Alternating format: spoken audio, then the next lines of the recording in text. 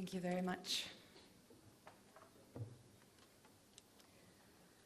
Dear Holocaust survivors and families of those who perished in the Shoah, in the Holocaust, dear descendants of those who perished in the Holocaust, who are no longer with us, Mr. Shalev, Mr. Lustig, dear Branko, Mrs. Lustig, dear guests, I'm truly deeply honored and moved to be today at Yad Vashem, at this very special place of remembrance, at this very special place of both history and the future.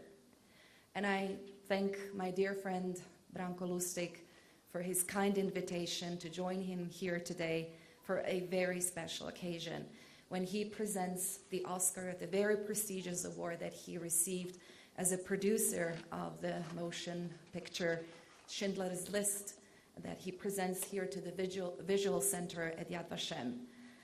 He is a dear friend. He is a person whom I respect greatly for what he has gone through, for all that he survived in his own life, being a Holocaust survivor himself, but also for the tolerance that he promotes, for all the education, for the teaching in Croatia, of our young generations, in order for what happened back in World War II never to happen again.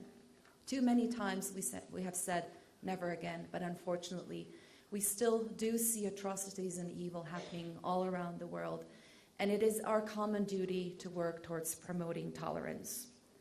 This is a special place, as I said. This is a place where you try to tell an incredible story of unspeakable horrors. And how do you do that without victimizing the victims all over again? How do you do that it really becomes a true lesson for the future? Having had this relatively brief visit to Yad Vashem today, I have to congratulate you for the great work that you have done in this. And I want to congratulate you for and thank you for all the cooperation with Croatia and with the Croatian institutions who take care that we carry the memory of the Holocaust, of the Shoah. Of the 6 million people who perished in the Shoah, and especially the 1.5 million children.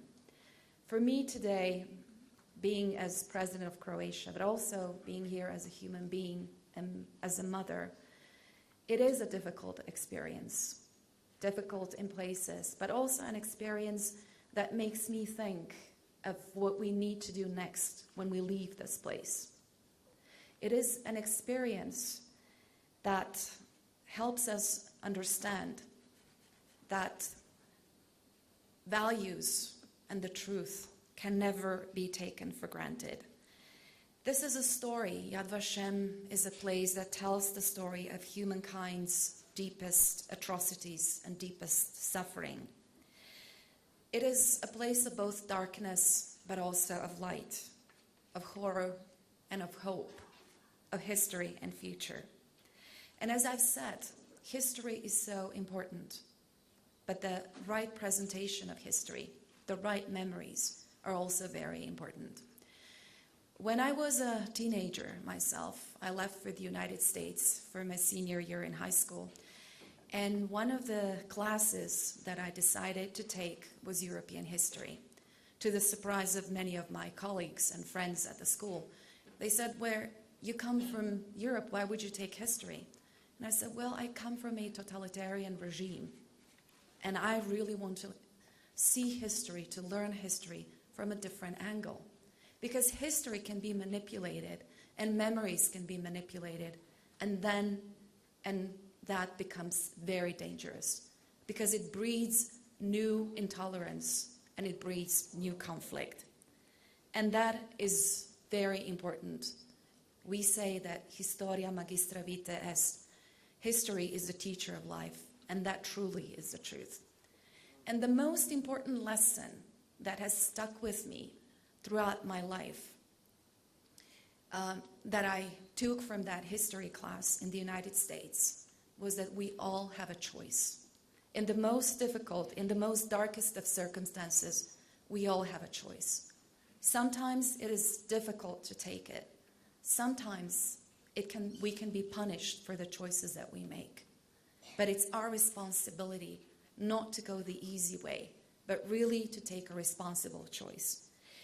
And this is what the righteous among the nations have done. And we honor them here today at Yad Vashem with this Oscar that is glittering here as an expression of taking the artistic expression to the highest level.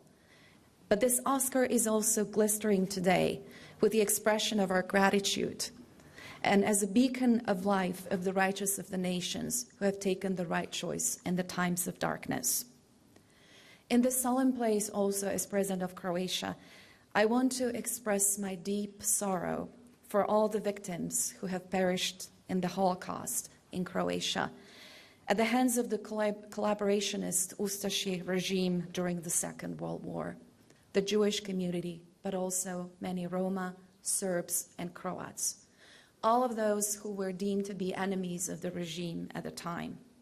And dear friends and Holocaust survivors from Croatia, family of those as well, descendants of those who are no longer with us, I deeply sympathize with your pain, with your suffering, and with the suffering of your loved ones. That part of our history casts a shadow. However, we have faced our past and we have accepted it for the future. The Ustashi regime did not reflect the true aspiration of the Croatian people for our independent state. Unfortunately, they manipulated the desire of the Croatian people to have an independent state. And our nation was divided because the bulk of Croatians at the time was in the anti-fascist resistance movement. And it was a great movement, proportionally one of the biggest resistant movements in the Second World War, in the war-torn Europe, my own family participating in that. And I'm grateful to those who put us on the right side of history. The modern Republic of Croatia is founded on the anti-fascist resistance as well as on the homeland war. And when I mentioned in the beginning that for too many times we said never again, especially after World War II, unfortunately it did happen again. The homeland war was great for us because it brought freedom, but also brought a lot of destruction of places such as Vukovar, where many were taken to concentration camps. Many of them did not return, and we're still looking for the remains of a number of those. We thought that nothing like that, like Vukovar or Srebrenica, would happen on the European soil, but it did. So this is another lesson, again, never to take peace for granted and never to take our values for granted. We must never tire in explaining the lessons of history and in fighting for a better future.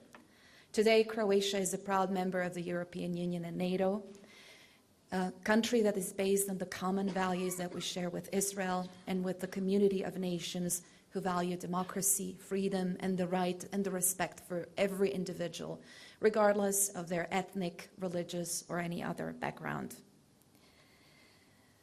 Here today, I'm also very proud that we are celebrating the life of our dear friend, Branko Lustig, celebrating his mission to make the world a better place, Tikkun Olam, and again, I'm grateful for that.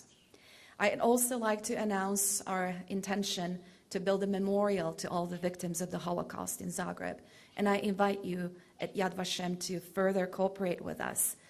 And I believe that soon we will unveil that monument so that we can have a place where we can deeply bow to all the victims of the totalitarian regimes. And today I take this opportunity to condemn any totalitarian regime, be it fascism, Nazism, or communism, and again, to continue to fight for the historical truth and for a better future for all. And what do we do when we leave here today? Our obligation certainly is to continue. Education is always the strongest weapon against any kind of radical ideology, any kind of divisions or hatred, or any kind of racism. We must tell the truth, because today here, with our bare naked souls, we are stripped of all the world glitter, of our functions, of our decorations. We're here as human beings, as parents as well. And let's not take it for granted that it will be only the schools who will teach our children the right choices. We as parents, as human beings, as sisters and brothers and daughters and sons also have that responsibility. And I hope that we all will carry on with that. I also have to tell you that I'm very proud of a personal story. I read my daughter's writings the other day where she talked about herself. And she said that her favorite book in the world, and she's 14, is the book Thief. I took up the book because it was my daughter's favorite book. And then when I read the book, I said, my future is safe in her small hands and in her big heart. So today, we pay respect to each and every individual among the righteous among the nations. And I especially pay respect to the 111 individuals from Croatia who were awarded that prestigious status and those who will still be. I am very proud of all of you. And I'd like to end with a quote by a well-known poem on the righteous by the famous Israeli poet Chaim Hefer. In front of you, the righteous, I bow. ובפניכם חסידי אומות העולם, אני מרכינה את ראשי. בתודה.